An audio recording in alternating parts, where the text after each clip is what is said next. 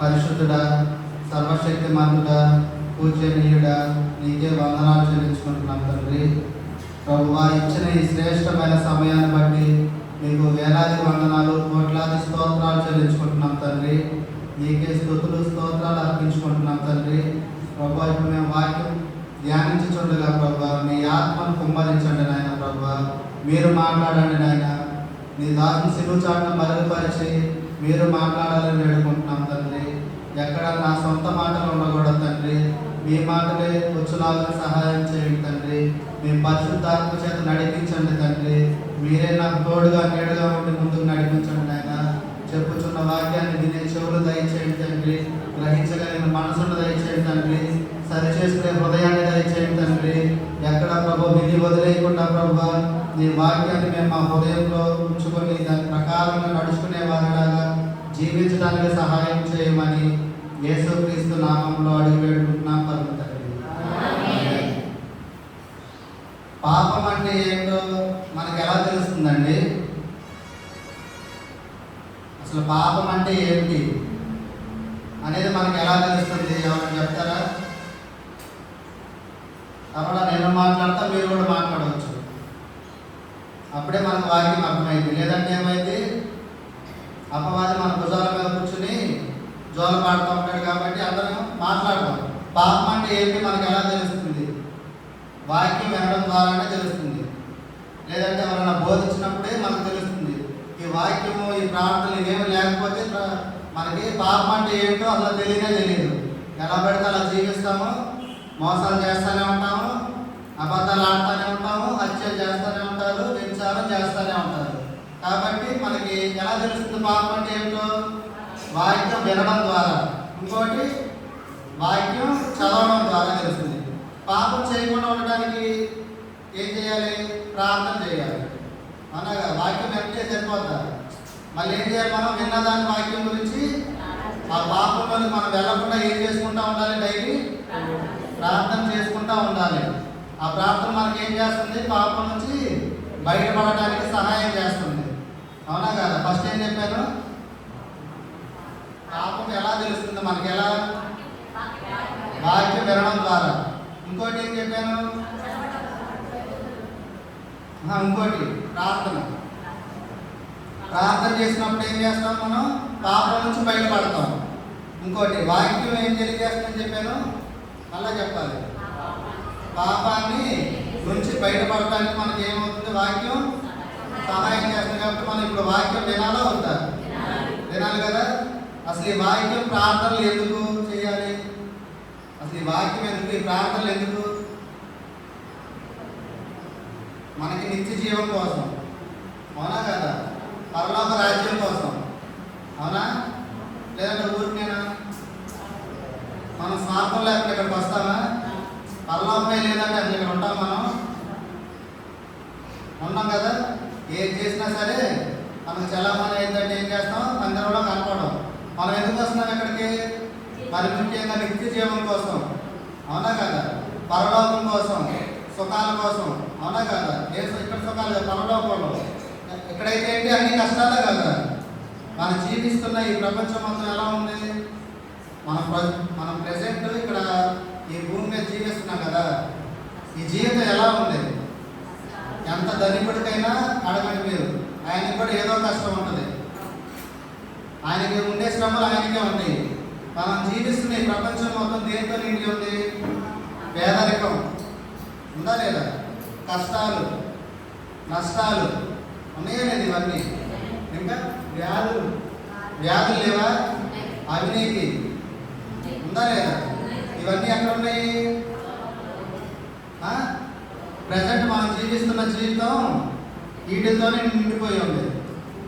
వీటిల్లో ధనవంతుడికి ఉండే కొన్ని ఉంటాయి, పేదవాడికి ఉండే కొన్ని ఉంటాయి, అందంగా ఉన్నవాడికి కొన్ని ఉంటాయి, అందహీనుడికి కొన్ని ఉంటాయి, బుద్ధిమంతుడికి కొన్ని ఉంటాయి, బుద్ధిహీనుడికి కొన్ని ఉంటాయి, తెలివి గలవాడికి కొన్ని ఉంటాయి, తెలివి తక్కువ వాడికి కొన్ని ఉంటాయి, జ్ఞానం కలిగిన వాడికి కొన్ని ఉంటాయి, జ్ఞానం లేని వాడికి కూడా కొన్ని ఉంటాయి. కానీ పరలోక రాజ్యంలో అయితే ఏమేమి అంటే సమృద్ధి ఉంటుంది. అక్కడ ఏముంటుంది? సమృద్ధి అంటే ఏంటి? మనం ఈరోజు ఇక్కడ పనికి వెళ్ళాలి, పొలం వెళ్ళాలి, డబ్బులు తెచ్చుకుని మనం కొనుక్కోవాలనేది అక్కడ పరలోకంలో ఉండదు. ఉంటుందా? ఉండదు. ఇంకోటి వ్యాధులు ఉంటాయి పరలోకంలో, అసలు ఉండనే ఉండవు. ఒకటేముంటుంది, సమృద్ధి ఉంటుంది అక్కడ, వ్యాధులు అనేవి ఉండవే ఉండవు. ఇంకా శాంతి సమాధానం నిత్యం ఉంటాయి అక్కడ. మనకి ఈ లోకంలో, ఇప్పుడు మనం జీవిస్తున్న ఈ లోకంలో అయితే శాంతి లేదు, సమాధానం లేదు. ఉన్నా సరే ఒక 10 నిమిషాలు ఉంటుంది ఆ శాంతి సమాధానం. ఈ లోపల ఇంకోటి వార్త మన చెవులు పడింది ఏదో ఒకటి. మనం ఎప్పుడైతే సంతోషంగా ఉంటామో అపవాది ఏం చేస్తూ ఉంటాడు, ఏదో ఒకటి ఒక వార్త తీసుకొచ్చి మన చెవులే వేస్తాడు. మీ పిల్లవాడు అట్లా చేశాడు, లేకపోతే మీ తల్లిదండ్రులు ఇట్లా బంధించబడ్డారు, ఇట్లా ఏదో ఒకటి అపవాది ఏం చేస్తూ ఉంటాడు, పిల్లలకి పెద్దవాళ్ళకి శాంతి సమాధానం లేకుండా అందరినీ దేనికి గురి చేస్తూ ఉన్నాడు, అశాంతికి గురి చేస్తూ ఉంటాడు. ఇంకోటి పరలోకంలో ఏముంటుందంటే కాలుష్యం అనేది ఉండదు. అర్థమవుతుందా? ఇక్కడ మనకు జనాలు వెళ్ళండి మంచి బిజీ టైంలో ఎంత కాలుష్యం ఉంటుంది, బండి మీద వెళ్ళగలం అసలు, కళ్ళల్లో రాళ్ళు ఇసుక సన్నతో పెట్టండి పడతా ఉంటాయి. పరలోకంలో ఉండవు, ఉంటాయా? ఏమేమని చెప్పాను ఇప్పుడు దాకా, సమృద్ధి, ఇంకోటి ఏముండదు, వ్యాధులు ఉండవు, ఇంకా శాంతి సమాధానం, ఇంకోటి కాలుష్యం లేని వాతావరణం, ఇంకోటి ఏంటంటే అన్యాయం ఉండదు అక్కడ. మెయిన్ ఏముండదు, అన్యాయం. మనం చూపిస్తున్న ఈ లోకంలో అయితే మొత్తం ఎట్లా ఉంది, అన్యాయమే మనం చూస్తూ ఉంటాం. మనకు న్యాయం జరగాలంటే ముందేం కావాలి, అక్కడ అన్యాయం అనేది ఉండాలి. బల్ల కింద చేయి పెడితే వాళ్ళకి మనం ఏం చేయాలి, డబ్బులు ఇవ్వాలి. అన్యాయమా న్యాయమా? అన్యాయం నుంచి న్యాయం వచ్చింది మనకి ఈ లోకంలో అయితే. దేవుడి దగ్గర అయితే అట్లాంటి ఏముండదు, అసలు అన్యాయం అనే పదమే అక్కడ ఉండదు. ఇక్కడ ఏంటంటే అందరికి సొంత ఇల్లు ఉండకపోవచ్చు, మనం జీవిస్తున్నాం కదా ఇక్కడ. కానీ దేవుడికి మనం రోజు స్తుతులు చెల్లిస్తా, వాక్యం వింటా, ప్రార్థన చేస్తూ ఉంటే దేవుడు ఏం చేస్తాడు, నీకంటూ అక్కడ ఒక ఇల్లుని ఏర్పాటు చేస్తాడు నువ్వు ఉండటానికి. ఇక్కడ లేకపోవచ్చు భౌతికంగా మనకి, మనం జీవిస్తున్న ఈ లోకంలో మనకి ఇల్లు ఉన్నా లేకపోయినా సరే ఎక్కడ ఉండాలి మనకి ఇల్లు అనేది, పరలోకంలో ఉండాలి. పరలోకంలో ఏమేమంటే ఏం చెప్పాను, సమృద్ధి, ఇంకా వ్యాధులు అనేవి అసలు ఉండనే ఉండవు, బీపీ షుగర్లు ఇట్లాంటివి ఉండవు, ఇంకా శాంతి సమాధానం ఉంటాయి, ఇంకా కాలుష్యం లేని వాతావరణం, ఇంకా అన్యాయం, అందరికీ సంఖ్యలు ఉంటాయి. మరి అలాంటి పరలోక రాజ్యం చేరాలంటే మనం ఏం చేయాలి? ఇవన్నీ ఉన్నాయి కరెక్టే, అక్కడ ఇవన్నీ ఉంటాయి. మరి ఇలాంటి పరలోక రాజ్యం చేరాలంటే మనం ఏం చేయాలి? వాక్యం వింటే సరిపోతుందా? ఇప్పుడు మీరు ధనికులైనా సరే పేదవాళ్ళైనా సరే పరలోక రాజ్యంలో చేరాలంటే ఫస్ట్ నువ్వు దేవుని బిడ్డవై ఉండాలి. నీకు నువ్వు అనుకుంటే సరిపోతుంది, దేవుడు కూడా అనుకోవాలి. ఈమె నా బిడ్డ, ఈయన నా బిడ్డ అని చెప్పి ఎవరు అనుకోవాలి? దేవుడు అనుకోవాలి. నీకు నువ్వు నేను ఇష్టమైన కుమారుడులాగా ఇష్టమైన కుమార్తెలాగా ఉండాలని నువ్వు అనుకోకూడదు. అర్థమవుతుందిగా? నువ్వు ధనికుడువైనా పేదవాడివైనా పరలోకం వెళ్ళాలంటే నీవు దేవుని బిడ్డవై ఉండాలి. యేసు ప్రభువు నీ రక్షకుడై ఉండాలి. అవునా కదా? ఇంకెక్కడన్నా మనకు రక్షణ దొరికిందా? ఎక్కడ దొరకదు రక్షణ అనేది. ఎక్కడ దొరికింది మనకి? యేసు ప్రభువు నమ్ముకుంటేనే మనకి రక్షణ అనేది దొరికింది. పాప క్షమాపణ కలిగి ఉండాలి. అవునా? ఇప్పుడు చెప్పాను, చెప్పండి ఒకసారి. దేవునికి పరలోకం చేరాలంటే ఫస్ట్ ఏమై ఉండాలి? మనం దేవుని బిడ్డమై ఉండాలి. ఇంకోటి యేసు ప్రభు మన రక్షకుడై ఉండాలి. ఇంకోటి మనం చేసిన పాపాలకి క్షమాపణ అనేది మనం కలిగి ఉండాలి. అది ఎక్కడ దొరికింది మనకి? యేసు ప్రభు వారి దగ్గరే మనం చేసిన పాపాలకి క్షమాపణ ఉంటుంది. ఒకనొక రోజున ఆయన ఎదుట నిలవబడి ఉండాలి మనం. ఎందుకని? తీర్పు కోసం. అవునా కదా? కాబట్టి ఎవరు ఆ తీర్పు తప్పించుకోగలుగుతామా? ఎవరు తప్పించుకోలేరు. ఇక్కడ జరిగే తీర్పు తప్పించుకోవచ్చు. ఒకనొక రోజున దేవుడు మధ్యాకాశాన తీర్పు తీర్చడానికి వస్తాడు. మనం చేసిన మంచి పనులను బట్టి చెడు పనులను బట్టి అనేది దేవుడు ఏం చేస్తాడు? తీర్పు తీరుస్తాడు. అట్లాంటి తీర్పు మనం ఎవరో చెప్పండి, తప్పించుకోగలమన్నా చేతులు ఎత్తండి,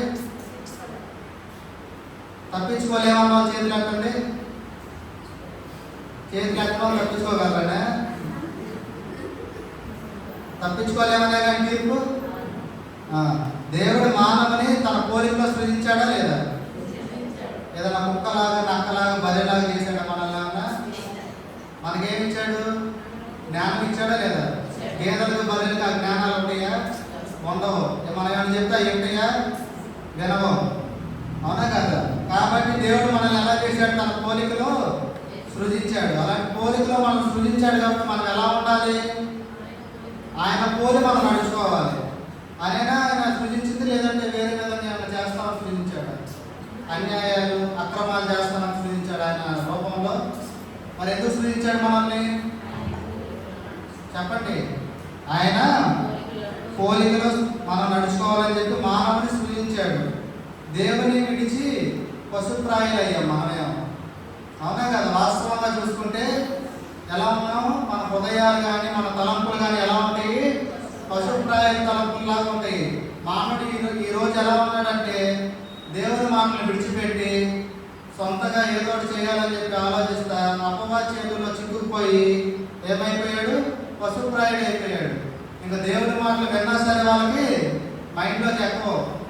అవునా కదా? కీర్తన 92:5 ఒకసారి.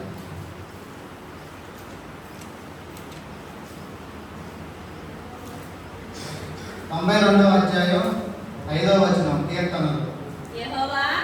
యెహోవా నీ కార్యములు ఎంత దొడ్డవి, నీ కార్యములు ఎంత దొడ్డవి, నీ ఆలోచనలు అతి గంభీరములు, నీ ఆలోచనలు అతి గంభీరములు.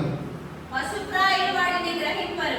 ఏంటంటే పశుప్రాయులు వాటిని గ్రహింపరు. దేవుడేమో మనల్ని ఆయన ఆలోచన చొప్పున మనం సృజించాడు.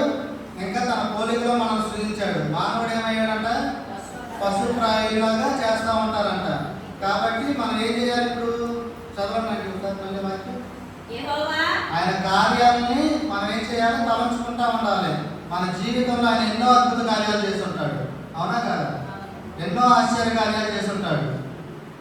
నా జీవితంలో దేవుడు ఏది అద్భుత కార్యం చేయలేదన్నావో చేయకండి ఒకసారి. నా జీవితంలో దేవుడు ఏ అద్భుత కార్యం చేయలేదు. మనం ఇట్లా బ్రతికి ఉన్నామంటే ఒక అద్భుతమైన కార్యం. అవునా కదా? నీలాంటి వాళ్ళు చనిపోయిన వాళ్ళు లేరా? నీ వయసు వాళ్ళు కానీ నీ తోటి వాళ్ళు కానీ చనిపోయిన వాళ్ళు లేరా? కాలగర్భంలో కలిసిపోయిన వాళ్ళు లేరా? కానీ దేవుడు నిన్ను నన్ను ఇక్కడ ఎందుకు ఎన్నుకున్నాడు? పశుప్రాయులా ఉంటానుక ఎందుకు ఎంచుకున్నాడు? తన పోలికలో తన ఆలోచన చొప్పున నడుచుకోవడానికి, మనం ఇతరులను నడిపించడానికి. అవునా కదా? యెషయా 55:8.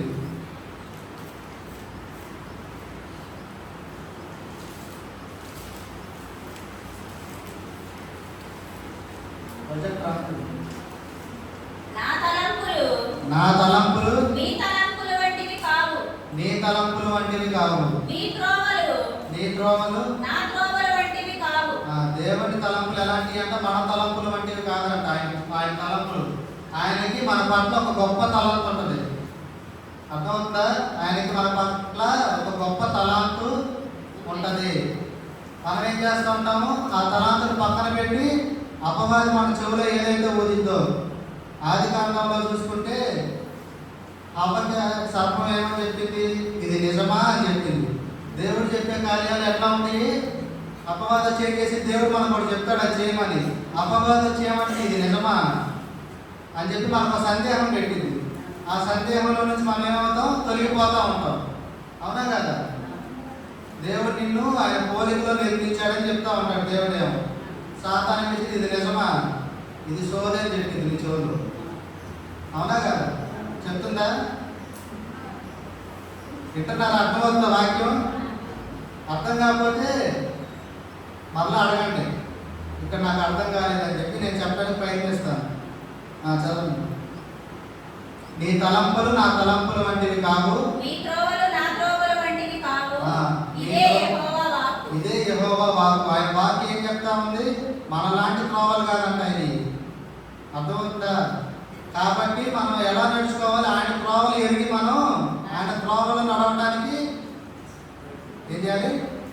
ప్రయత్నించాలి. కనీసం ప్రయత్నించాలి ఆయన త్రోవల్లో నడవడానికి. కాకపోతే ఈ లోకంలో చూస్తే అపవాది ఏం చేస్తా ఉందంటే అందరినీ తన త్రోవలో నడిపించడానికి తీసుకెళ్తా ఉంది. మీరు అడగచ్చు, దేవుడు మనల్ని ఎంత ప్రేమిస్తున్నాడు అడగచ్చు. అవునా కదా? దేవుడు మనం ప్రేమించే దేవుడు ఎందుకు ఈ నరకం? ఎందుకంటే ఆ నరకం అనేది అపవాది కోసం చేశాడు దేవుడు. మనకు సొంత జ్ఞానాన్ని ఇచ్చాడు, తెలివినిచ్చాడు, అన్నీ ఆయన పోలికలో సృజించాడు. ఈ నరకం అనేది ఎవరికని చెప్పుకున్నాము? అపవాదికి. కానీ అపవాది ఏం చేస్తా ఉందంటే తన ఒక్కటే ఉండకుండా మనం దాన్ని తోడు తీసుకెళ్ళడానికి దేవుడి పిల్లలైన మిమ్మల్ని నన్ను ఏం చేస్తుంది? ఒకటే చెవులో ఏం చేస్తూ ఉంటుంది? శోధిస్తూ ఉంటుంది. ఎందుకని? ఆ నరకంలోకి మనం తీసుకెళ్ళడానికి, లాగి వేయడానికి, వాక్యం వినకుండా చేస్తూ ఉంటుంది. అవునా? ప్రార్థన చేయకుండా చేస్తూ ఉంటుంది. ఒకరోజు ప్రార్థన చేస్తే రెండో రోజు ప్రార్థన నడవదు. ఎందుకని? ఒకరోజు వాక్యం చేస్తే రెండో రోజు వాక్యం చదవాలనిపించదు. ఎందుకని? అపవాది తలంపులు, అపవాది ఆలోచనలు, అపవాది అయిన సాతాను హృదయం మనకి ఒక్కొక్కసారి ఏమవుతూ ఉంటుంది? ఒకసారి వస్తూ ఉంటుంది. అందుకే మనకు ప్రార్థన నడవదు. అపవాది హృదయం అంటే ఏదో కదా, మోసాలు కానీ, అన్యాయాలు కానీ, అక్రమాలు కానీ, ఇంకా ఇతరులను కించపరచడం కానీ, ఇతరుల మీద నువ్వు తీర్పరిగా ఉండటం కానీ, ఇతరులకు తీర్పు తీర్చేవాడిలా ఉండటం కానీ, ఇతరులకి తీర్పు తీర్చేదానిలా ఉండటం కానీ చేస్తూ ఉంటే అది ఏంటిదంటారు? అపవాది తలంపుల, దేవుడి తలంపుల? అపవాది తలంపులు. కాబట్టి దేవుడు మనకు తీర్పరిగా ఉన్నాడు. కీర్తన 96:10.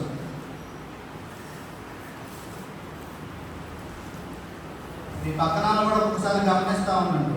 యెహోవా రాజ్యం చేయుచున్నాడు. యెహోవా రాజ్యం చేయుచున్నాడు. లోకము కదలకుండా స్థిరపరచబడి ఉన్నది. లోకము కదలకుండా స్థిరపరచబడి ఉన్నది. దేవుడు ఏం చేస్తా ఉన్నాడండి?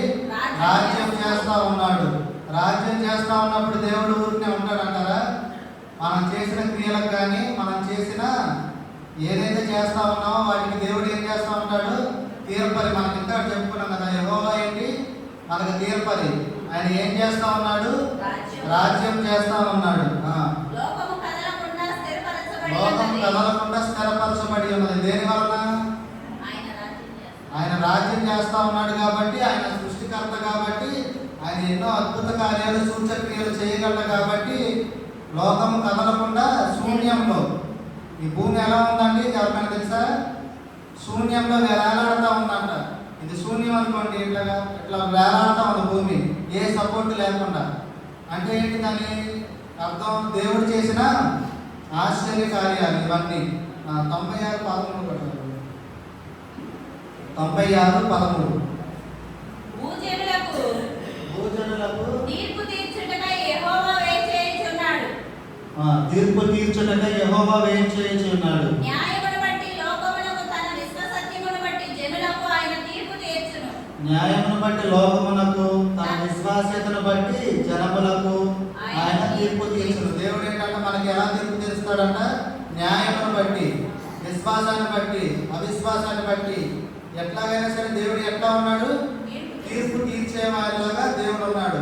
ఇంకోటి ఏం చేస్తా ఉన్నాడు? దేవుడు రాజ్యం చేయించు ఉన్నాడు. ఒకానొక రోజున మనము ప్రభువుని చూస్తాము. అవునా లేదా? ఇవాళ చూడకపోవచ్చు. ఒకానొక రోజున ప్రభువుని మనం చూస్తాం. ప్రతి విశ్వాసికి ఈ నిరీక్షణ ఉంది. మన విశ్వాసి అనే ఎడల ఇట్లాంటి నిరీక్షణ మనకు ఉంటుంది.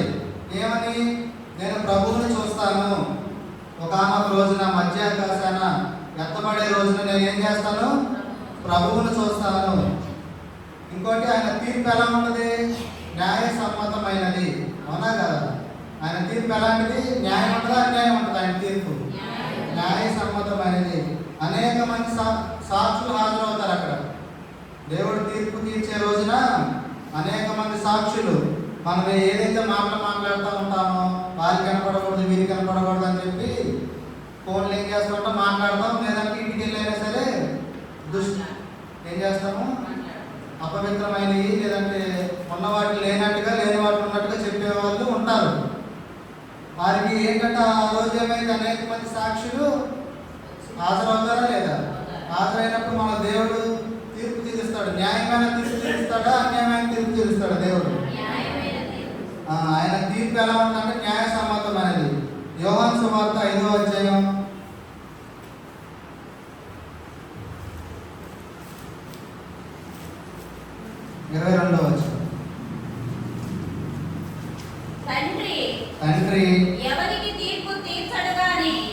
ఎవరికి తీర్పు తీర్చాడు కానీ తండ్రిని గణపరచునట్లుగా తండ్రిని గణపరచినట్టుగా అందరూ కుమారుని గణపరచవలెనని అందరూ కుమారుని గణపరచవలెనని తీర్పు తీర్చుటకు సర్వాధికారము కుమారునికి అప్పగించి ఉన్నాడు. ఏంటంట ఎందుకు ఇచ్చాడంటారు తండ్రి కుమారునికి ఈ అధికారం? తండ్రిని గణపరచినట్లుగా అందరూ కుమారుని గణపరచవలెనని తీర్పు తీర్చటకు సర్వాధికారం కుమారునికి అప్పగించి ఉన్నాడంట. తండ్రిని గణపరచడానికి కోసమే కాదండి, కుమారుడు మన కోసం ఏమై ఉన్నాడు? రక్తం కార్చాడా లేదా? పాప విమోచన కలగజేశాడా లేదా? మరి అంత రక్తం కార్చిన ఆయన తీర్పుగా చేస్తాడా, తండ్రి తీర్పుగా చేస్తాడా? ఆయనే చేయాలి. ఎందుకంటే ఆయన మన కోసం ఏం చేశాడు? రక్తం కార్చాడా లేదా? ప్రాణం పెట్టాడా లేదా? అందుకని చెప్పి తండ్రి ఏం చేస్తా ఉన్నాడు అక్కడ? కుమారుడిని గణపరిచినట్టుగా. ఇప్పుడు దాకా చూసుకుంటే కుమారుడికి ఏమైనా ఘనత ఉందా? కాబట్టి ఆ రోజు ఏం చేస్తాడు? మీకోసం నేను ప్రాణం పెట్టాను, మీకోసం నేను రక్తం కార్చాను అని చెప్పి ఆ రోజు ఆయన మహిమ ఘనత ప్రభావాలన్నీ ఆ రోజు ఏమవుతుంది? అందరి ముందర చాలా మంది సాక్షులు ఉంటారు, చాలా మంది దేవదూతలు ఉంటారు, మన పితరులు ఉంటారు, పెద్దవారు అబ్రహాము నుంచి ఆదాము నుంచి అందరూ ఉంటారు. ఆ రోజు ఏంటంటే కుమారుడికి సర్వాధికారము అప్పగించి ఉన్నాడు. కుమారుడిని గణపరిచిన వాడు ఆయన పంపిన తండ్రి. అర్థమైందిగా? ఇంకోటి 29వ వచనం అదే మేలు చేసిన వారు జీవ పునరుద్ధానమునకును కీడు చేసిన వారు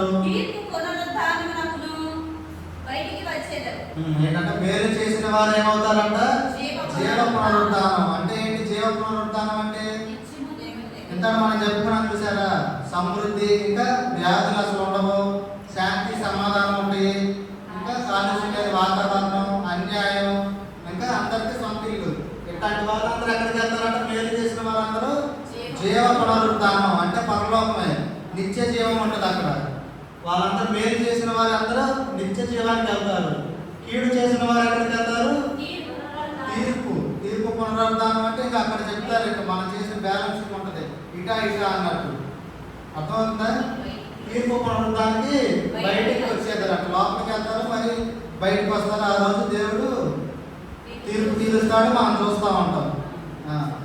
ఇంకోటి మీరు అనవచ్చు, దేవా నేను ఎన్నో కానుకలు ఇచ్చాను, నీ పరిచయంలో ఎంతో బలంగా వాడపడ్డాను, అందరికన్నా ముందు మందిరానికి వచ్చాను, అందరికన్నా ఎక్కువ సార్లు ఆదివారం నేనే కనపడ్డాను, ఫస్ట్ కూర్చి నాదే మందిరంలో, అందరికన్నా ముందు నేనే వచ్చాను, కానుకలు ఇచ్చాను, స్వీట్లు పెంచాను, జాంకాయలు ఇచ్చాను. సరిపోతా తీర్పులో? ఏం చేయాలి?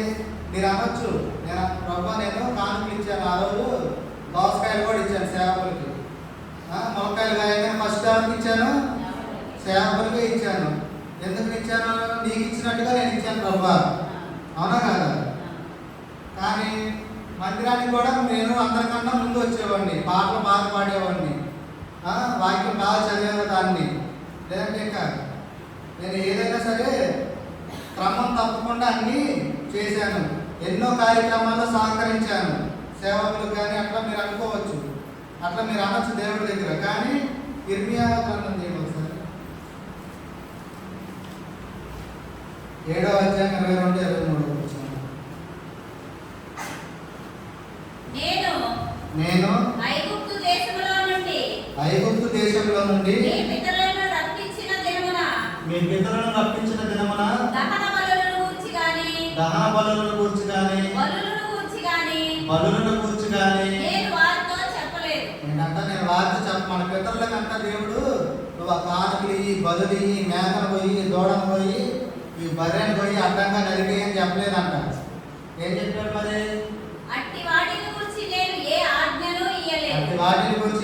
ఇవ్వలేదంట. ఈ ఆజ్ఞను మాత్రమే నేను వారికి ఇచ్చి తిని. ఏదనగా నా మాటలు మీరు అంగీకరించిన ఎడల నేను మీకు దేవుడినై ఉండును. వీరు నాకు ప్రజలై ఉందురు. మీకు క్షేమము కలుగునట్లు మీకు క్షేమము కలుగునట్లు నేను మీకు ఆజ్ఞాపించుచున్న మార్గం అంతటియందు మీరు నడుచుకొనుడి. ఏంటంటే దేవుడు ఏంటంటే మనల్ని ఏం కోరుకోలేదు, మన దగ్గర నుంచి దహన బలులు కోరుకోలేదు. అవునా కదా? అట్లా ఏంటి మనం ఇచ్చే కానుకలు కానీ ఇవన్నీ దేవుడికి అనవసరం. ఏం కావాలంటే దేవుడికి ఆయన మాట వినాలి, ఆయన మాట వినాలంటారు, ఆయన ఆజ్ఞను పాటించాలంటారు, ఇంకా ఆయన మార్గంలో నడుచుకోవాలి. ఎందుకు నడుచుకోవాలి? ఆయన మార్గంలో మనం క్షేమంగా ఉండటానికి. మనం క్షేమంగా ఇప్పుడు మనం ఎక్కడికైనా బయటికి వెళ్తే ఇంటికి వస్తామా లేదా అన్నది గ్యారంటీ ఏముందా?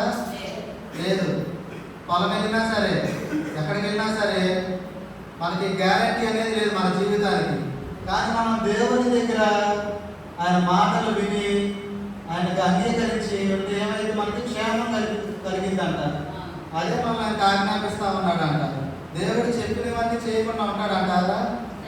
చేస్తాడండి. కీర్తనలు ఈ మీకా గ్రంథం మీకు ఒకసారి 6వ అధ్యాయం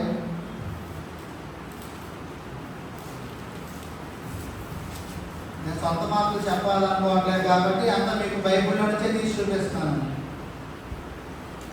మీకా గ్రంథం 6వ అధ్యాయం 6 వచనం 6, 7 ఏమి తీసుకొని వచ్చి నేను యెహోవాను దర్శింతును. మీరు అనుకోవచ్చు, నేను ఏం తీసుకురావాలి దేవుడి దగ్గరికి, నేను ఏం తీసుకొచ్చి దేవుడిని దర్శించాలని మనకి ఒక డౌట్ రావచ్చు. అర్థమవుతుందా? ఏమి తీసుకువచ్చి మహోన్నతుడైన దేవుని సన్నిధిని నమస్కారం చేతును. ఏం తీసుకొచ్చి మహోన్నతుడైన దేవుని సన్నిధిని నమస్కారం చేతును. దహన బలులను ఏడాది దూడలను అర్పించి దర్శింతునా. వేల కొలది పొట్టేళ్లను వేలాది నదులంత విస్తారమైన తైలమును ఆయనకు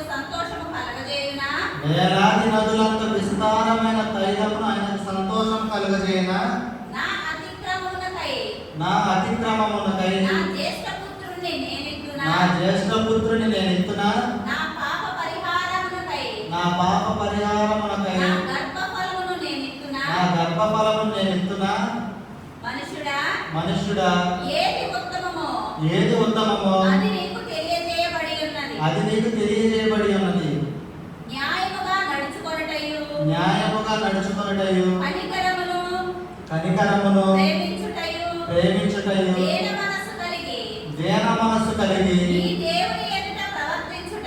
నీ దేవుని ఎదుట ప్రవర్తించుటయు. ఇంతే కదా యెహోవా నిన్ను అడుగుచున్నాడు. ఆయన ఏమడుగుతున్నాడండి? నీ జ్యేష్ఠ పుత్రుని ఏమైనా అడుగుతున్నాడా? ఫస్ట్ పుట్టిన కుమారుడిని అడిగి ఇస్తారా? అది అడగట్లే దేవుడు. యెహోవాని తెలిసే అది అడగట్లా. ఇంకేంటి దహన బలులు అడుగుతున్నాడా? నీకు వేలాది పొట్టేళ్ళు ఉండొచ్చు, ఆటలో నీకేమైనా అడుగుతున్నాడు దేవుడు? దాని రెండు దాన్ని తీసుకొచ్చి పోయి మరి ఏమడుగుతున్నాడు దేవుడు? న్యాయముగా నడుచుకున్నటకు, కనికరము ప్రేమించుటయు దేన మనసు కలిగి యెహోవా ఎదుట దేవుని ఎదుట ప్రవర్తించాలంట మనం. ఇంతే కదా యెహోవా నిన్ను అడుగుతున్నాడు. అర్థమవుతుంది? ఏంటి న్యాయంగా నడుచుకుంటే ఏమన్నా ఇబ్బంది అంటారా? న్యాయంగా నడుచుకుంటే ఏమైనా జైల్లో పెడతారంటారు మనల్ని? నిజాలు చెప్తే ఏమైనా జైల్లో పెడతారా? లేదంటే మనం ఏదన్నా ఫోన్ చేసామనుకోండి, ఎక్కడ ఉన్నారంటే ఏం చెప్తారు? నిజం చెప్తారా? ఇంట్లో ఉండి ఎక్కడ ఉన్నామంటారు? ఐసీయూలో పేషెంట్కి ఆపరేషన్ చేస్తున్నాను, బిజీగా ఉన్నానంటారు. ఇది అసలు డాక్టరే కాదు ముందు. కానీ ఇవి మాట్లాడుతుంటాయి, అంత విచిత్రంగా ఉంటాయి. సత్యం అయితే ఒకటే వచ్చింది, అసత్యం అయితే మన నోటేమో ఎన్ని వస్తాయి? చాలా వస్తాయి. ఎందుకంటే దాని తర్వాత ఇంకో క్వశ్చన్ అడుగుతాడు డాక్టర్వాడు, మళ్ళీ ఇంకోటి మనం అబద్ధమే చెప్తా ఉంటాం. నిజమైతే ఒకటే చెప్తాం. ఆ నిజం చెప్పడం వల్ల మిమ్మల్ని కానీ నన్ను కానీ ఏమైనా జైల్లో పెడతారా? మరి ఎందుకు అంత భయపడతాం మనం నిజం చెప్పడానికి? ఎవరి వాళ్ళు ప్రశ్నించుకోవాలా? న్యాయముగా నడుచుకుంటాం. అది ఇంకోటి కనికరము ప్రేమించుటయు. కనికరం ఉండాలి, మనకి ప్రేమ ఉండాలి. ఎటువంటి ప్రేమ? లోక ప్రేమలు కాదండి. ప్రేమ ఉండాలని చెప్పి ప్రేమించమాకండి ఎవరు పడతారు ఎవరస్తులు. ఏంటంట? దేవుని ప్రేమ. దేవుని ప్రేమించాలి. చాలా మంది ఏం చేస్తూ ఉంటారు లోకంలో? ప్రేమించి ఏమైపోతున్నారు? వెళ్ళేదాన్ని మనం బ్యానర్లు చూస్తూ ఉంటాం, ఇంత యవనస్తులే కాలగర్భంలో కలిసిపోతున్నారు. ఎందుకంటే దేవుని ప్రేమ వారికి లేక, దేవుని ప్రేమించడం వారికి తెలియక. కాబట్టి మనం దేన్ని ప్రేమించాలంటే కనికరమును, దేవుని ప్రేమను ప్రేమించాలి. మనుషులమైన మనమైనా సరే దేవుడు మనకిచ్చే ఆజ్ఞలను ప్రేమించాలి. దేవుడు మనకిచ్చే వాటిని మనం ప్రేమించాలి. అంతేగాని లోక సంబంధమైన వాటిని మనం ప్రేమించి పాపంలో చిక్కుకుపోయి, పాపంలో కూరుకుపోయి, ప్రభువా నేను దీని నుంచి బయటకు రాలేకపోతున్నానని చెప్పి ఇక్కడ ఏడిస్తే ఉపయోగం ఏమైనా ఉంటుందంటారా? దేవుడు ఏం చెప్తున్నాడు? చిన్న చిన్న వాటినే మిమ్మల్ని అడుగుతున్నాడు. మీకున్న ఆస్తులు కానీ, మీకున్న అంతస్తులు కానీ, మీకున్న పశువులను కానీ ఏమన్నా అడుగుతున్నాడా? నీతిగా నడుచుకోమంటున్నాడు, కనికరము ప్రేమ చూపించమంటున్నాడు. కానీ మనం ఏం చేస్తాం? లోక సంబంధమైన ప్రేమలను వెతుకుతూ ఉంటాం. అవునా కదా? లోక సంబంధమైన వాటిని వెతుకుతూ ఉంటాం. వారితో మనకి ఏమైనా అవసరం ఉంటే ఎంతకైనా దిగజారిపోతాం.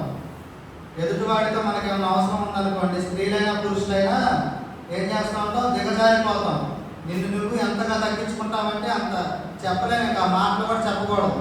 దేవుని మందిరంలో ఆ మాటలు చెప్పకూడదు. కానీ మనకు దేవుడు ఉన్నాడనే నిరీక్షణ మనకు ఉండదు. మనకు దేవుడు సహాయం చేస్తాడని మనకు ఉండదు. ఎదుటి వాళ్ళ కోసం, మనుషుల కోసం మనం ఏం చేస్తూ ఉంటాం? దిగజారిపోతూ ఉంటాం. ఇంకోటి దీన మనసు కలిగి ఉండాలంటండి. దీన మనసు కలిగి ఉంటారని మనం ఎవరు ప్రశ్నించుకోవాలి. దీన మనసు అంటే ఏంటి? తగ్గింపు జీవితం. తగ్గింపు జీవితం ఉంటుందా? ఈనాడు యవనస్తులు ఉండట్లేదు, దేవుని నమ్ముకుని సీనియారిటీలో ఉన్న వాళ్ళకి కూడా ఉండట్లేదు తగ్గింపు మనసు. ఎవరికి వారు ఎట్లా ఉండాలనుకుంటారు? మందిరంలో అయినా సరే, ఎక్కడైనా సరే హెచ్చించబడాలి. అందరూ నన్ను గణపరచాలి. నేను వయసులో పెద్ద, ఇంకా జ్ఞానంలో కూడా పెద్ద అని అనుకుంటారు. అట్లాంటి వారిని ఎట్లా ఉండాలంటే తగ్గింపు మనసు ఉండాలంట. దీన మనసు కలిగి ఉండాలంట. దేవుని సన్నిధిలో తనను తను తగ్గించుకున్నవాడు ఏమవుతాడు? హెచ్చించబడును. తనను తను హెచ్చించుకున్నవాడు ఏమవుతాడు? తగ్గించబడను. కాబట్టి మనం ఎట్లా ఉండాలి? దేవుడు మనల్ని ఏమడుగుతున్నాడు? చదవండి ఒకసారి, అందరూ కలిసి చెప్పండి. ఏంటంటే మన దేవుడు అడుగుతుంది? న్యాయంగా నడుచుకొనుటయు, కనికరమును ప్రేమించుటయు, దీన మనస్సు కలిగి నీ దేవుని ఎదుట ప్రవర్తించుటయు, ఇంతే కదా యెహోవా నిన్ను అడుగుచున్నాడు. ఇంతే కదా అడుగుతుంది దేవుడు నిన్ను. కీర్తనలు 50వ అధ్యాయం 20వ వచనం.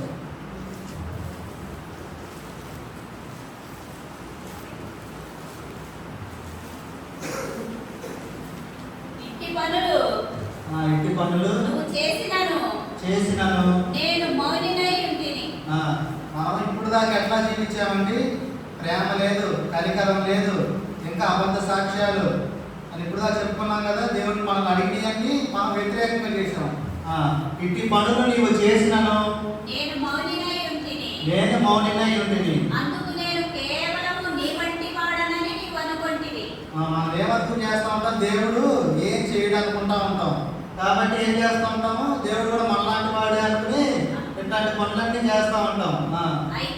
అయితే నీ కన్నుల ఎదుట నువ్వు చేసినవన్నీ ఒక రోజున తీర్పులోకి వచ్చిన తర్వాత వరుసగా ఉంచుతాడు. మొదలైన అడుగుతాడు నిన్ను. అడిగి ఏం చేస్తాడు నేను? దేవుడు నేను చెప్తున్నాను, అక్కడ రాస్తుందా? దేవుడు నీతో నాతో పలికినట్లే ఉన్నాయి కదా ఈ మాటలు. ఆనాడు ఇశ్రాయేలీయులతో మాట్లాడిన మాటలు ఈ రోజు నీతో నాతో పలికినట్లే ఉన్నాయి దేవుని మాటలు. ఆయన ఊరికే ఉండేవాడు కాదు. ఇటు పనులు నువ్వు చేస్తున్నావు, ఆయన మౌనినై ఉన్నామని నువ్వు అనుకుంటున్నావు. అయితే ఆయన నీ కన్నుల ఎదుట ఈ సంగతులను వరుసగా ఉంచి ఏం చేస్తాడు? నిన్ను గద్దిస్తాడు. దేవుడు వేషధారులని అసహించుకుంటాడండి. దేవుడు మౌనంగా ఉంటున్నాడని, నీ ప్రవర్తన ఆమోదిస్తున్నాడని అనుకోవద్దు. దేవుడు నేనేం చేసినా సరే, ఎట్లా ఉన్నా సరే దేవుడు మౌనంగా ఉంటున్నాడంటే నీ ప్రవర్తన ఆమోదిస్తున్నాడని ఎవరు అనుకోకూడదు. తీర్పు దినం ఒకటి ఉన్నది. ఆ రోజు అందరూ, ప్రతి ఒక్కరు, మీరు నేను ఆయనకి లెక్క చెప్పాలి. ఆయన గద్దించిన రోజున మనం ఏం చేయాలి? లెక్క అప్పచెప్పాలి. ఎందుకు ఇలా నడుచుకున్నావు? ఎందుకు ప్రేమ చూపించలేదు? ఎందుకు కనికరం చూపించలేదు? తగ్గింపు మనసు నీకు ఎందుకు లేదు? ఆయన నిన్ను అడిగినప్పుడు మనం ఏం చేయాలి? ఆయనకి లెక్క అప్పచెప్పాలి లేదా? కీర్తనలు 50 అదే 23వ వచనం. స్తుతియాగం అర్పించువాడు నన్ను మహిమపరచుచున్నాడు. నన్ను మహిమపరుచుతున్నాడు. నేను వానికి దేవుని రక్షణ కనపరచునట్లు నేను వానికి దేవుడి రక్షణ కనపరచునట్లు వాడు మార్గము సిద్ధపరచుకొనెను. వాడు మార్గం సిద్ధపరచుకొనెను. దేవుడు ఏమడుగుతాడంటే దహన బలులు ఇవి కాకుండా ఏమడుగుతాడు? స్తుతియాగము. నేను మిమ్మల్ని ఎందుకు అడుగుతున్నాను స్తుతించమని చెప్పి రోజు ప్రతి ఆదివారం మౌనంగా ఉండద్దు అని ఎందుకని? నాకేమన్నా లాభం అంటారా? ఎవరు మౌనంగా ఉండద్దు, అందరూ దేవుడు స్తుతించాలనేది ఎందుకని? ఇక్కడ ఏమంటే స్తుతియాగం అర్పించువాడు నన్ను మహిమపరుస్తున్నాడంట. దేవుడు మహిమపరుస్తున్నాడంట. అర్థమవుతుందా? మనం దేవుని స్తుతించాలి, దేవుని స్తుతియాగం చేయాలి. ఆయన నీ బలులు దహన బలులు అడగట్లేదు, కేవలం నీ స్తుతియాగము. ఎందుకు అడుగుతున్నాడు? దేవుడు లోకముని ఎంతో ప్రేమించాడని చెప్పాడండి. అంతేనా కాదా? పరలోకముని ఎంతో ప్రేమించాడని రాస్తుందా? ఎక్కడన్నా బైబిల్లో దేవుడు పరలోకముని ఎంతో ప్రేమించాడని రాస్తుందా? దేవుడు లోకముని ఎంతో ప్రేమించాడు. ఎందుకని? నువ్వు నేను ఉన్నాం కాబట్టి లోకంలో. అంటే దేవుడు నిన్ను నన్ను ఎంత ప్రేమిస్తున్నాడు అని మనం ఒకసారి గ్రహించాలి. గ్రహించి మనం ఏం చేయాలి? స్తుతియాగం చేయాలి, దేవుడికి స్తుతి అర్పించాలి. అవునా? దేవుడు మనం ప్రేమిస్తున్నాడా లేదా? బైబిల్లో ఉందా లేదా? దేవుడి లోకముని ఎంతో ప్రేమించాను కాబట్టి మనం దేవుడు ప్రేమిస్తున్నాడు కాబట్టి మనం కూడా ఆయనకి ఏం చేయాలి? స్తుతియాగం చేయాలి. ఆ స్తుతి ద్వారా ఏం రావాలి? దేవుడికి మహిమ, ఘనత, ప్రభావాలు దేవుడికి చెల్లాలి. అది ఎప్పుడు వచ్చిందంటే మనకు తగ్గింపు మనసు కలిగి మనం మందిరంలో ఉంటే ఇవన్నీ జరుగుతూ ఉంటాయి. కుళ్ళు, ద్వేషం, ఈర్ష్య పెట్టుకుని మనం మందిరంలో కూర్చుంటే ఇవేమీ జరగవు. దేవుడు పశ్చాత్తాపం పొందితే రక్షిస్తాడండి. ఇప్పటికైనా సరే మనకు పశ్చాత్తాపం పొందితే దేవుడు మనల్ని రక్షిస్తాడు, లేదంటే శిక్షిస్తాడు. ఇది మటుకి వాస్తవమైన కదా? దేవుడు పశ్చాత్తాపం పొందితే రక్షిస్తాడు. అవునా కదా? దావీదుని చూసుకుంటే పశ్చాత్తాపం పొందాడా లేదా? ఎందుకని? బెత్షెబాతో పాపం చేశాడు, ఆజ్ఞను అతిక్రమించాడు. 7వ ఆజ్ఞ వ్యభిచరించకూడదని ఉంది. కాబట్టి దావీదు ఏం చేశాడు? ఆయన ఆజ్ఞను అతిక్రమించాడా లేదా? అదొక్కటే కాకుండా ఇంకోటి కూడా చేశాడు. ఆ పాపం ద్వారా దాన్ని కప్పిపుచ్చుకుంటానికి ఇంకోటి నరహత్య చేశాడు. ఎవరిని? బెత్షెబా భర్తను ఏం చేశాడు? చంపించాడా లేదా? ఉరియాని కూడా చంపించేశాడు. ఆ ఉరియా ఎవరు? దేవుడు దావీదుకి నమ్మకమైన సైనికుడు. అట్లాంటి సైనికుడిని ఏం చేశాడు? పాపంలో మునిగిపోయి పాపపు ఊపిలో చిక్కుకుపోయి సమూయేలు గ్రంథం 2వ సమూయేలు గ్రంథం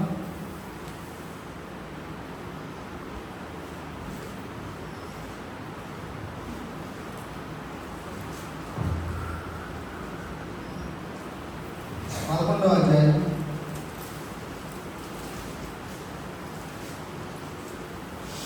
2వ వచనం. ఒకానొక దినమున పొద్దుగుంకు వేళ దావీదు పడక మీద నుండి లేచి దావీదు ఏం చేశాడంటే నిద్రపోతా ఉన్నాడు. నిద్రపోతా ఉన్నవాడు ఏం చేశాడు? లేచాడంట. రాజనగరి మిద్ది మీద నడుచుచు పైనుండి చూచుచుండగా స్నానము చేయుచు ఒక స్త్రీ కనపడిందంటండి. ఆ స్త్రీ ఎవరో కాదు, బెత్షెబా. తన భార్య కాదు, మరొకరికి భార్యలాగా ఉంది తను. కాకపోతే దావీదు ఏం చేశాడు? ఎట్లాంటి బుద్ధి వచ్చింది దావీదుకి? దుర్బుద్ధి వచ్చింది. ఇప్పుడు ఈ లోకంలో చూసుకుంటా ఉంటే మనకు భర్త ఉన్నా సరే, మనకు భార్య ఉన్నా సరే, వేరొకరి వైపు మనకి కళ్ళు వెళ్తాయా లేదా?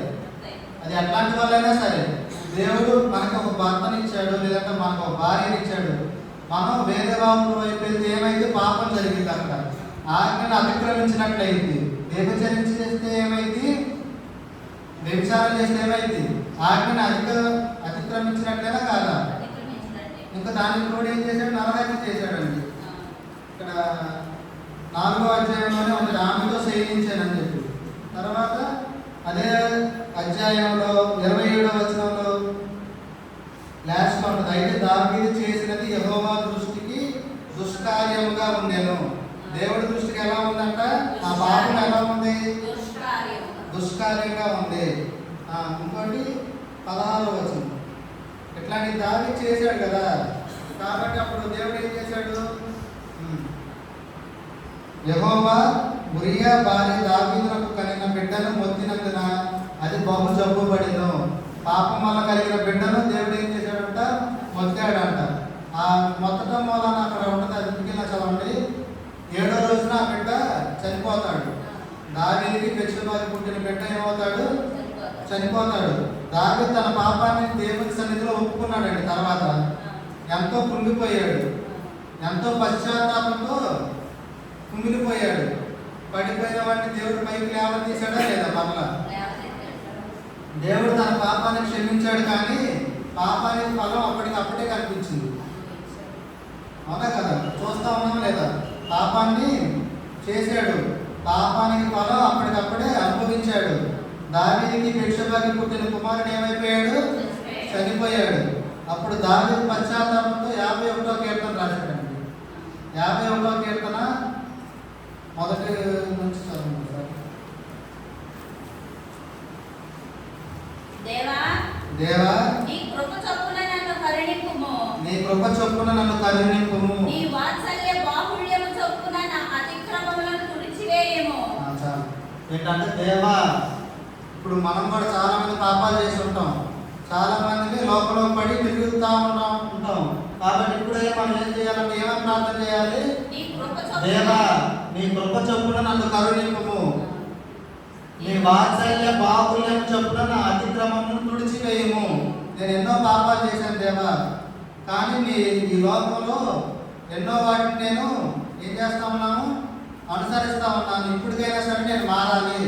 నీ దేవుని రాజ్యం నాకు కావాలి, పరలోక రాజ్యం నాకు కావాలనుకుంటే దేవుడి సన్నిధిలో ఏం చేయాలంట? నీ కృప చొప్పున నన్ను కరుణింపుము దేవా. నీకు తగ్గింపు మనసు ఉన్నప్పుడే ఈ ప్రార్థన వస్తుంది. నీకు తగ్గింపు మనసు లేదనుకోండి, ఈ ప్రార్థన రాదు, ఈ మాటలు ఏమి రావు. కాబట్టి ఫస్ట్ మనకు తగ్గింపు మనసు రావాలి.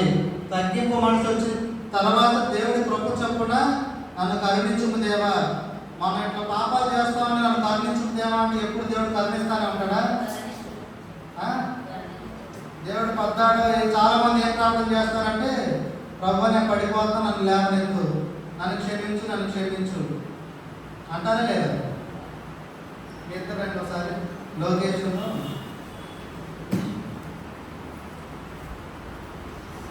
ఈ చిన్న పిల్లవాడు అనుకోండి, ఇప్పుడే పుట్టాడు కదా, 1వ సంవత్సరం 2వ సంవత్సరం, ఎట్లా నడుతాడు? పడిపో కింద అడుగుతారంటే ఏం చేస్తారు? పిల్లవాడు పడిపోతాడా లేదా? చిన్న పిల్లవాడు. మనం ఏం చేస్తాం? పెద్దవాళ్ళని మనం లేపుతామా లేదా? లేపి ఏం చేస్తాం? సంతం పెట్టుకుంటాం. మళ్ళీ ఎట్లా నడవాలో చేయబెట్టి నడక నేర్పిస్తాం లేదా? మళ్ళీ ఇంకో సంవత్సరం మళ్ళీ పడిపోతూ ఉంటాడు. మళ్ళీ ఏం చేస్తాం? చేయబట్టుకుని లేపి నడిపిస్తూ ఉంటాం. అయిపో తర్వాత ఇప్పుడు పెద్దోడు అయిపోయి, ఇప్పుడు మనం నడక నేర్పించాం కదా, పెద్దోడు అయిపోయి ఎంత అయ్యాడు? ఇప్పుడు ఎంత వయసు? 18 సంవత్సరాలు వచ్చినాయి, లేదంటే 20 సంవత్సరాలు వచ్చినాయి. ఇప్పుడు నడుతాడంటే పడుకో. ఇప్పుడు అమ్మ నేను పడిపోయాలంటే ఎత్తుకుంటూ వచ్చాలమ్మా. నీకు మాయలో అమ్మ నీకు ఏమన్నా పుట్టిందా? ఎంత వయసు వచ్చినా సరే పడిపోతున్నాం అని చెప్పి అంటాం. అవునా కదా? దేవుడు కూడా మనం ఆత్మీయ స్థితిలో మొదట నువ్వు నమ్ముకున్న క్రొత్తలో పడిపోతూ ఉండొచ్చు. దేవుడు లేవనెత్తుతాడు. అప్పుడు నీ ప్రార్థన ఆలకిస్తాడు. దేవా నేను పడిపోయాను ప్రభా అంటే నువ్వు ఆలకిస్తాడు దేవుడు. గాడి ఎంత అయినా ఎంత అవుతావు ఆత్మీయ స్థితిలో. ఎంత అయిన తర్వాత కూడా ప్రభా నేను పడిపోయాను ప్రభు నన్ను క్షమించండి, క్షమిస్తాడా? చెప్పండి. నేను నమ్ముకున్న 40 సంవత్సరాలు అయింది, 60 సంవత్సరాలు అయింది, 100 సంవత్సరాలు అయింది, 150 సంవత్సరాలు అయింది అంటాం. అవునా కదా? అయినా అప్పుడు దేవుడు క్షమిస్తాడా? చిన్నప్పుడు ఏదో చిన్నపిల్లలని మనం ఏం చేస్తాం? తెలియక స్థితిలో నడుస్తూ ఉంటే పడిపోతే మనం ఎత్తుకుంటాం, ఎలా నడవాలో నేర్పిస్తాం. అలా నేర్చుకున్న తర్వాత కూడా మళ్ళీ 20 సంవత్సరాలు వచ్చినా మళ్ళీ నేను పడిపోతున్నానంటే ఏం చేస్తాం? ఎవరైనా ఎత్తుకునే తల్లిదండ్రులు ఉన్నారా? ఉంటే స్తోత్రం, దేవునికి స్తోత్రం. ఏం చేస్తాం? బెత్తం తీసుకుని ఏం చేస్తాం? నీకు ఏమైనా పుట్టిందా, లేదంటే ఇంకెవరో ఏ వాడికి భాషలు వాడతారో అది నాకు తెలియదు కాబట్టి అంటావా లేదా? ఎంత వయసు వచ్చినా సరే మళ్ళా పడిపోతున్నావు. అట్లా దేవుడు కూడా మన పాపాలను క్షమిస్తాడు అనుకోకూడదు. ఎంత వయసు వచ్చినా సరే పద్దాడని ప్రభా నేను చేశాను, ఈ దాన పనులు అర్పించాను, లేదంటే ఈ కుంభం పెట్టాను, ఆ పొట్టు పెట్టాను, ఈ చేసి నన్ను క్షమించు ఎప్పటికప్పుడే చేసి. అట్లాంటి వాళ్ళ ప్రార్థన దేవుడు ఆలకించడం కూడా ఆలకించడండి. తీర్పు దినాన్న అన్ని వరుసగా పెట్టి నేను గద్దిస్తానంటున్నాడు కదా, అవన్నీ ఆ రోజున చెప్తాడు ఇంకా. కాబట్టి మనం పాలు తాగే వయసులో నుంచి ఎదిగే స్థితిలోకి వచ్చాం. మంచి ఏదో చెడేదో మనకు తెలిసింది, చిన్నపిల్లలకైతే తెలియదు. మనకి ఇంత వయసు వచ్చింది, ఓటు హక్కు కూడా వచ్చింది ఇక్కడ ఉన్న వాళ్ళందరికీ. అయినా సరే ఇంకా ఏం చేస్తామని ఎట్లా అని దేవుడు ప్రశ్నిస్తా ఉన్నాడు. 2వ వచనం చదవండి, 51. నా దోషము పోవునట్లు నా దోషము పోవునట్లు నన్ను బాగుగా కడుగుము. నన్ను బాగుగా కడుగుము. నా- దేవుడు ఏం చెప్తా ఉన్నాడు, దావీదు ఏం చెప్తా ఉన్నాడంటే, నా దోషం- నేను చేసిన పాపాలు, నేను చేసిన దోషాలు ప్రభువా నీ సన్నిధిలో నేను ఒప్పుకుంటున్నాను, నీ కృప చొప్పున నన్ను నడిపింపుము, నా దోషము పోవునట్టు నన్ను బాగుగా కడుగుము, నా పాపము పోవునట్టు నన్ను పవిత్రపరచుము. దేవుడు తప్ప మన పాపాలను ఎవరో కడగలేరండి, దేవుడు తప్ప మనల్ని ఎవరో పవిత్రపరచలేరండి. అలాంటి దేవుడిని మనం వెనకేసి మన సొంత పనుల్లో మనం ముందుకు వెళ్ళకూడదు. అది ఎటువంటి పనులైనా సరే అర్థమైంది. దేవుడిని వెనకేసి బట్టి మనం ముందుకు వెళ్తే దాంట్లో విజయం అనేది ఉండదు, ఉన్నా అది కొద్ది కాలం. నా అతిక్రమంలో నాకు తెలిసే ఉన్నది. దావీదు తెలియదు అంటారా ఆయన చేసేది పాపం అని? తెలుసు. దావీదు తెలుసు ఆయన చేసేది పాపం అని తెలుసు, నరహత్య పాపం అని తెలుసు, ఆజ్ఞను అతిక్రమిస్తాడని తెలుసు. కానీ లోకాశలన్నీ జయించలేకపోయాడు ఆ సమయంలో. దాన్ని ఏమంటారు, నేత్రాశల్ని జయించలేకపోయాడు. తర్వాత ఏమని ప్రార్థన చేస్తున్నాడు, నా అతిక్రమం నాకు తెలిసే ప్రభా, నా పాపం ఎల్లప్పుడూ నా ఎదుటనున్నది. అది ఏం చేస్తా ఉంటుందో, ఇప్పుడు మనం ఏదైనా పాపం చేసామనుకోండి, మన మధ్యలో అది మనల్ని కొండ తీసేస్తూ ఉంటుంది. నువ్వు ఇది చేసావు అని చెప్పి మనల్ని, మన ఎముకలన్నీ ఏమైపోతాయి, కృషించిపోతాయి.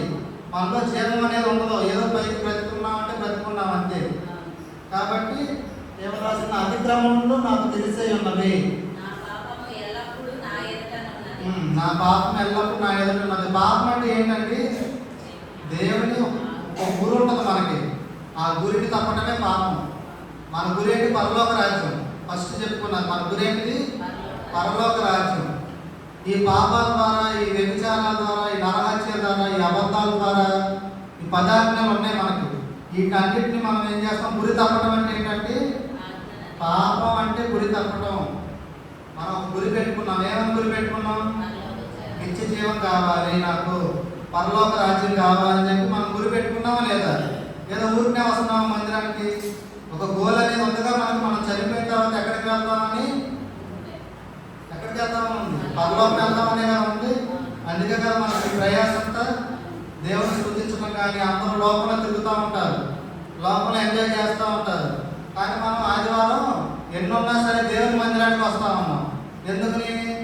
దేవుడు పెట్టిన భారం, దేవుని మీద ప్రేమ మనకుంది. అవునా కదా? దేవుని మీద ప్రేమ లేకపోతే మనం మందిరానికి రాగలమంటారా? దేవుని మీద ప్రేమ ఉండబట్టి మనం మందిరానికి వస్తున్నాం. కానీ వచ్చిన మనం ఎలా ఉంటున్నాం? గురి తప్పిపోయే వారి లాగైతే ఉండకూడదు. దేవుని ప్రమాణం అనే గురిని తప్పడమే పాపాన్ని తెలియజేస్తూ ఉంటుంది. అర్థమవుతుందా? కానీ బైబిల్లో వాక్యం ఏం చెప్తుందంటే, భేదం ఏమీ లేదు, అందరూ పాపం చేసి ఉన్నారు, దేవుడిచ్చే మహిమను పొందలేక పోతారంటారు. రోమపత్రిక 3:23, 3:23 వచనం.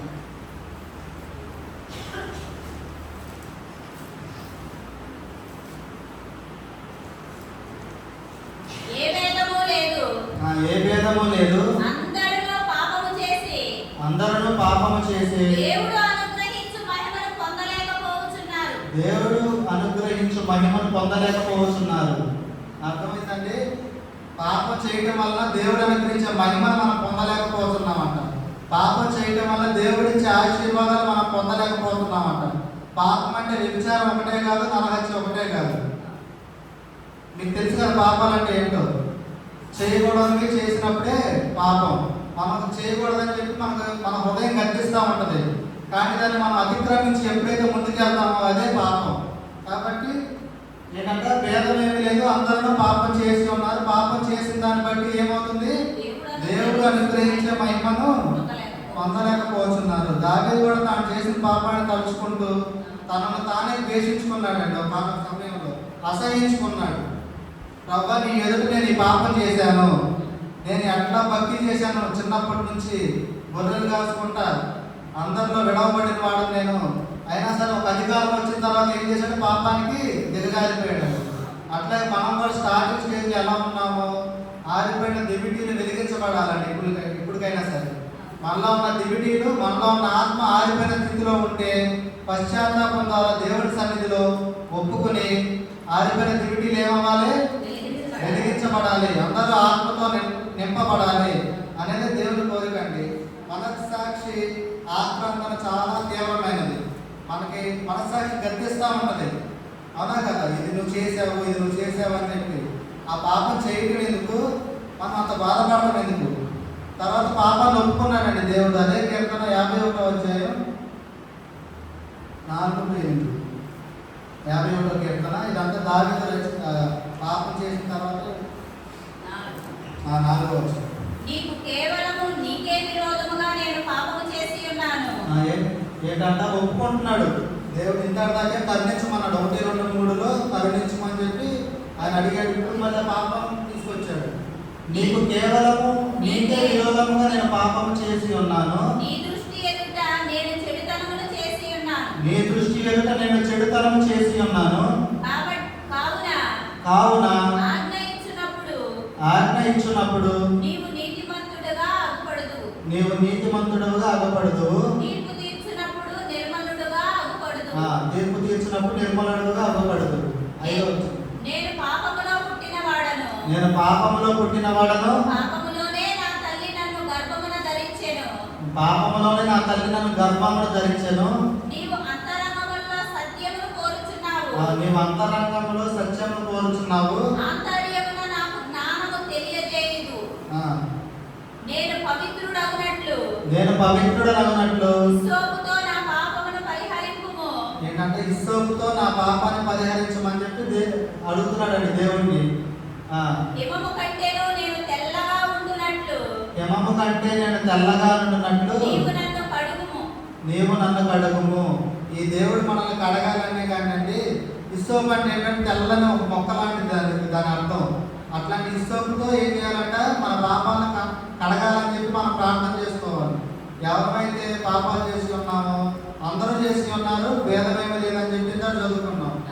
కాబట్టి మనం ఏం చేయాలంట, ఇస్సోపుతో నన్ను కడుగు చేసేయ, ఇస్సోపుతో నా పాపాలన్నిటినీ పరిహరించు, అపవిత్రుడిగా ఉన్న నన్ను పవిత్రపరచు, నీ పరలోక రాజ్యం నాకు కావాలని చెప్పి మనం ఏం చేయాలి, ప్రార్థన చేసుకుంటూ ఉండాలి.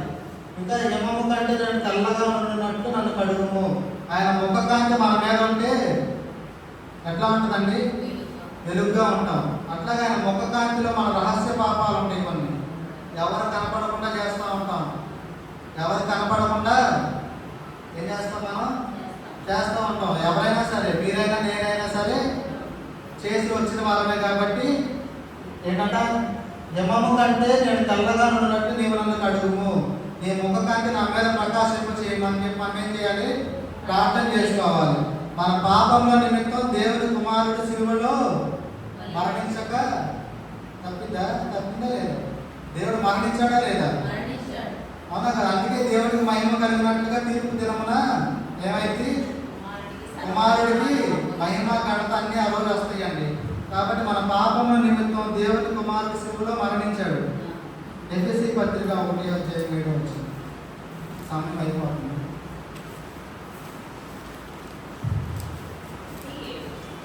ఎఫెసీ 1:7. దేవుని కృపా మహదైశ్వర్యమును బట్టి ఆ ప్రియుని యందు ఆయన రక్తము వలన మనకు విమోచనము, దేవుని రక్తము వల్ల మనకు విమోచనము అనగా మన అపరాధములకు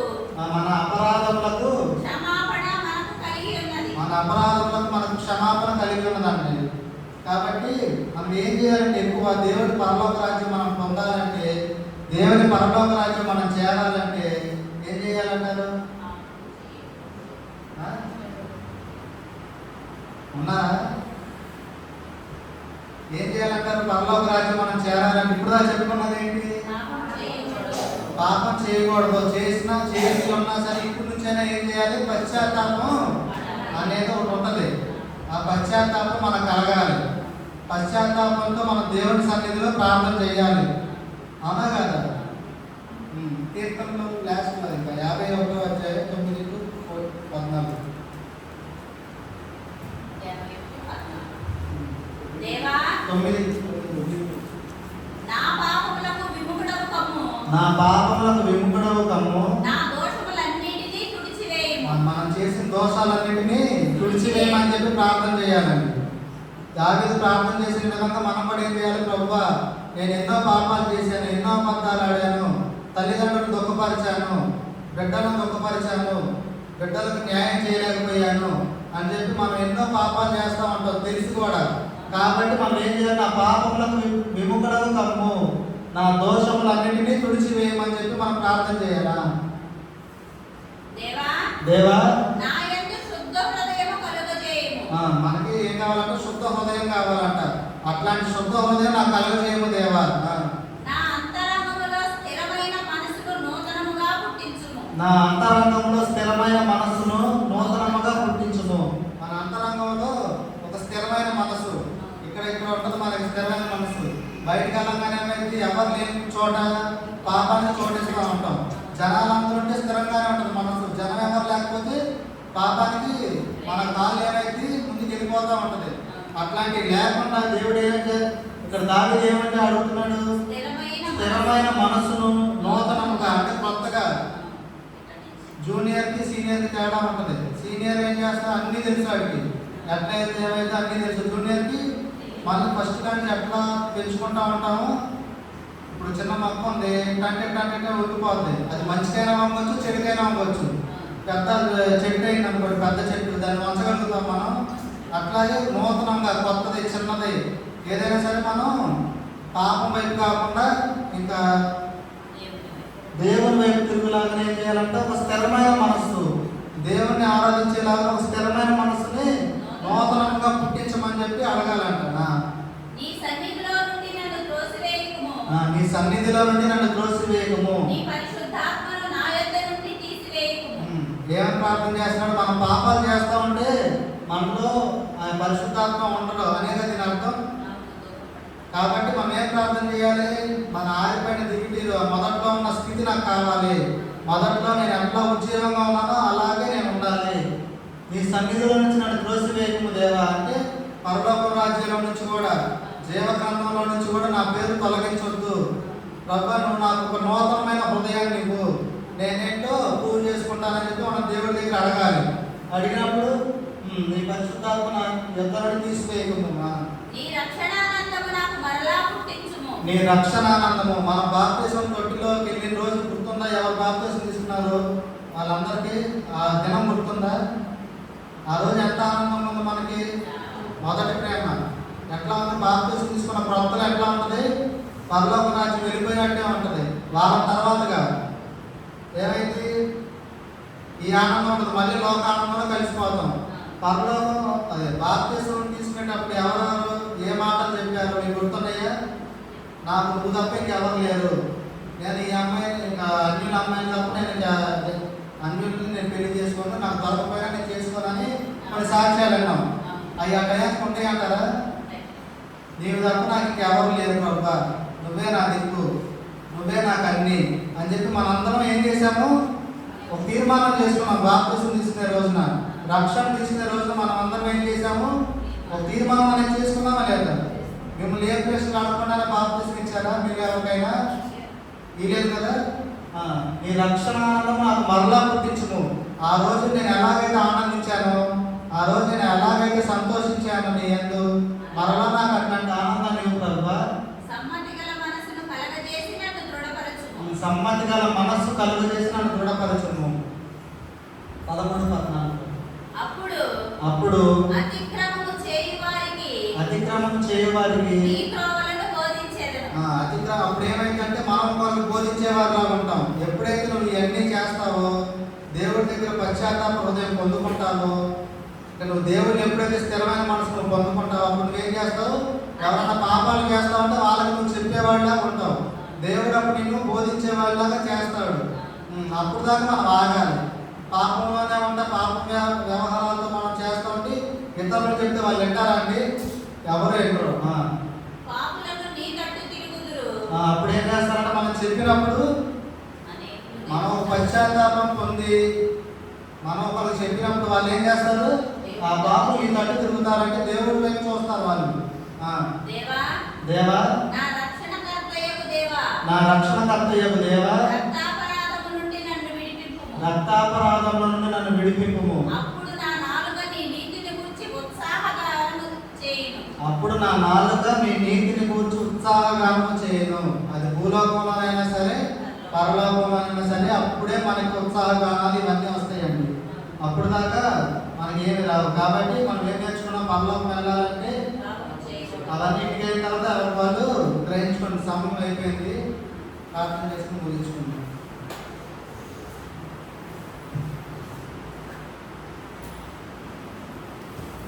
స్తోత్రాలైనా స్తుతులు నీకే చెల్లించుకుంటున్నాం తండ్రి.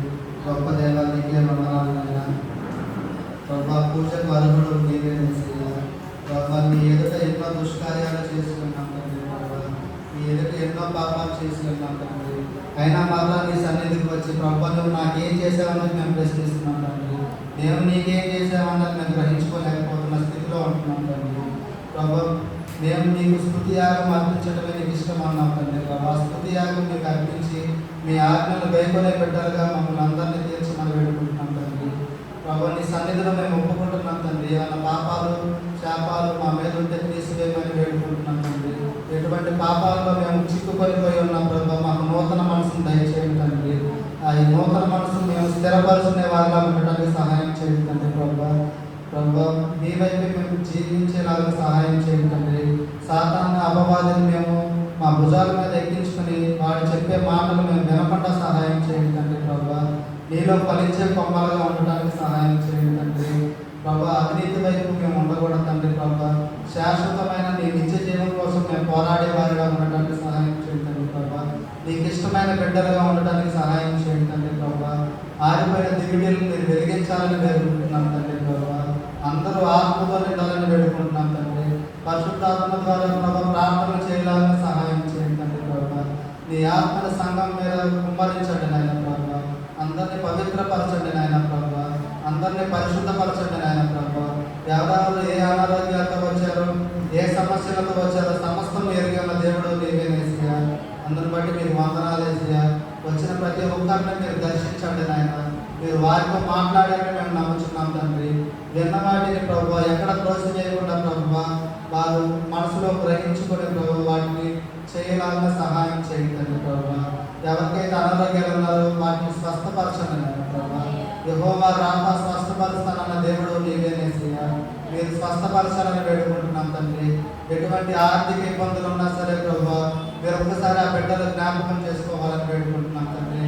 ఎటువంటి సమస్యలు ఉన్నా సరే ప్రభా కొడుకులతో బిడ్డలకి ప్రభా తల్లిదండ్రులతో బిడ్డలకి సమస్యలు ఉన్నాయి తండ్రి. ప్రభా వారిని ఒకసారి జ్ఞాపకం చేసుకోండి తండ్రి. ప్రభా మీరే వారిని దర్శించండి నాయన. ప్రభా మందిరానికి వస్తున్నా నాకు ఏమేదో లేదని చెప్పి బాధపడుతున్న బిడ్డలు ఉన్నారు తండ్రి. ప్రభా వారిని ఒకసారి దర్శించండి నాయన. ప్రభా మీరు వారికి శాంతి సమాధానాన్ని కలుగు చేయండి తండ్రి.